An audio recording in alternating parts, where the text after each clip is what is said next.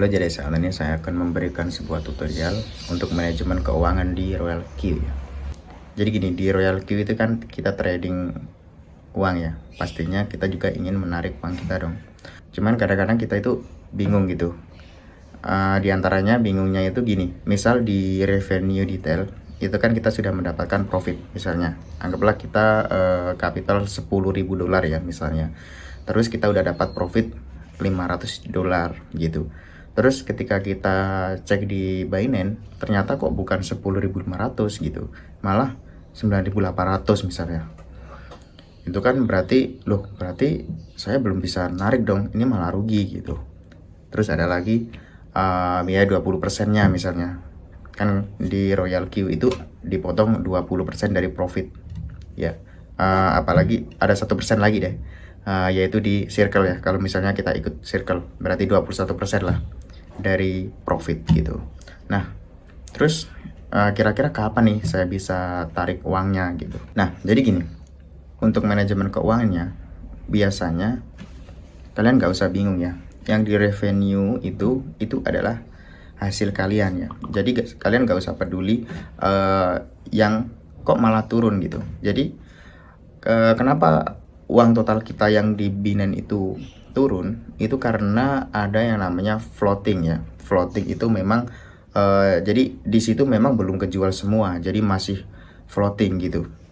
Kalau misalnya kita udah totalnya di situ $500 misalnya di revenue detail ya. Walaupun di Binance itu 9.800, cuma 9.800 bukan 10.500 ya. Ya, yang $500 itu adalah hak kita. Jadi itu berarti anggap aja uang kita yang di Binance itu 9.300, bukan 9.800. Kenapa? Yang $500 itu seharusnya kita tarik gitu. Nah, terus aman nggak kalau misalnya kita menariknya? Kalau misalnya kita tarik tuh $500, seharusnya itu masih aman. Karena kenapa? Kita sudah mengatur circle kita di capital 10.000. Kalau misalnya uang $500 itu kita tidak tarik, itu sama aja kita menambah kapital kita gitu. Kalau saya tetap saya tarik $500 itu karena itu hak saya gitu.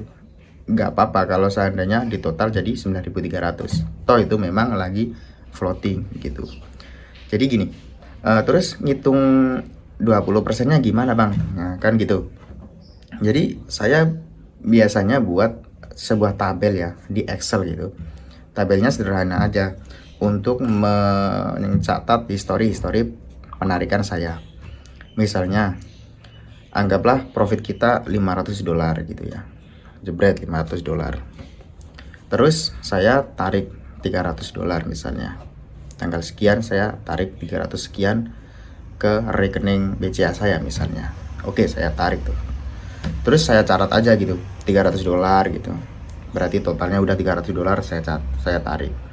Berarti di situ kan total revenue-nya kan masih 500 toh. Soalnya itu kan total yang dihitung kan total diakumulasikan dari yang awal sampai akhir. Jadi kalau misalnya besoknya saya bisa tarik berapa lagi nih gitu. Misalnya besoknya total akumulasinya udah $700 gitu. Nah tinggal di itu aja, dikurangi aja $700 itu dikurangi dengan catatan saya yang di Excel itu. Misalnya total penarikannya dari yang sebelum-sebelumnya udah 450 gitu ya. Ya $700 dikurangi 450 gitu. Jadi itu adalah yang bisa kita tarik selanjutnya gitu. Jadi gitu. Nah terus masalah bahan bakar atau fuelnya itu di Royal Q kan butuh kan, itu kan namanya bahan bakarnya untuk jalan. Itunya gimana gitu. Kalau saya fuel itu saya bayar pakai penghasilan. Jadi kalau misalnya saya tarik ke BCA, rekening saya BCA misalnya, itu saya catat dan di Excel gitu. Total penarikannya berapa gitu. Nah, kalau misalnya saya mau ngisi fuel di Royal Q, ya saya catat juga di penghasilan yang tadi gitu. Bedanya gini, kalau misalnya saya tariknya ke rekening, itu kan transfernya ke rekening ya pastinya. Nah, tapi kalau misalnya mau isi bahan bakar, transfernya ke Royal Q, sama aja kayak gitu. Nah, nanti kan otomatis kita dapat historinya toh, di catatan Excel tadi itu, di tabelnya itu totalnya berapa gitu kan. Makin hari kan otomatis nambah kan totalnya gitu. Jadi itu aja tutorial dari saya ya untuk manajemen keuangan di Royal Q. Jadi kalian nggak perlu cemas ya kalau misalnya oh ini gimana nih, saya udah profit tapi kok ini malah berkurang.